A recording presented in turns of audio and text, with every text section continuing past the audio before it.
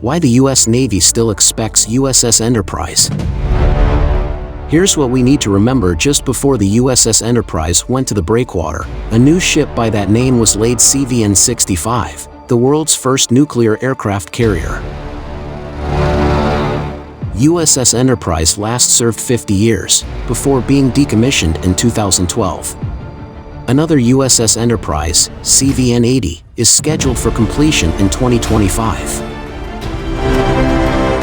In May 1938, the U.S. Navy commissioned the aircraft carrier USS Enterprise, the seventh ship to bear the name in American service. The second of three children, Enterprise made an important contribution to the war effort in 1942.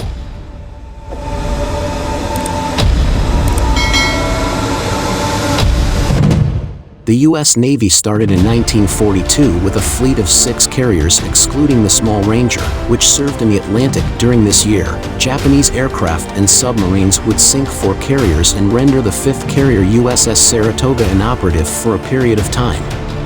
Long time. Extended period of time.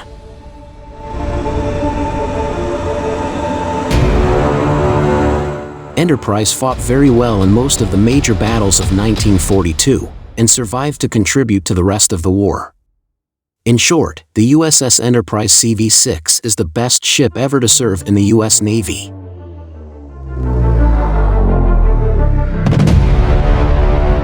The second ship of the Yorktown class, the Enterprise, was built in July 1934.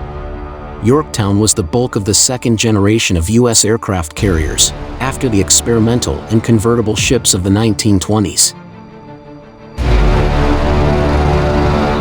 Experience with the USS Ranger and Lexington showed that large aircraft carriers had many advantages in serviceability and survivability over smaller ships, so the Navy decided to go big. The company weighs 25,000 tons, can make 33 knots, and can comfortably carry about 80 fighters.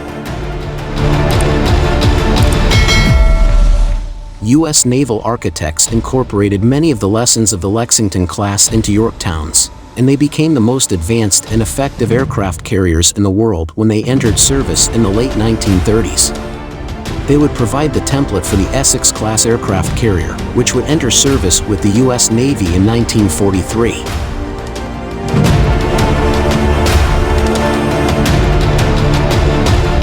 When the Essex-class carriers entered service in 1943, the Enterprise's interest in war waned. A 4-month overhaul in mid-1943 helped return it to full combat effectiveness.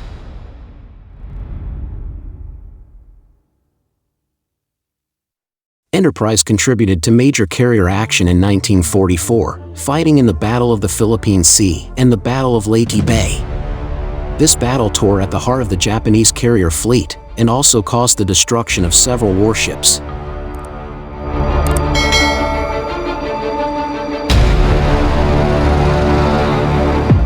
In late 1944, the Enterprise was refitted for night operations, spearheading the Navy's efforts to maintain air superiority around the clock. It supported U.S. operations in Iwo Jima and eventually Okinawa.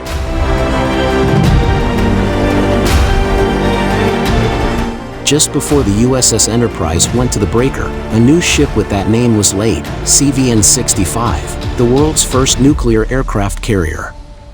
The USS Enterprise last served 50 years, before being decommissioned in 2012.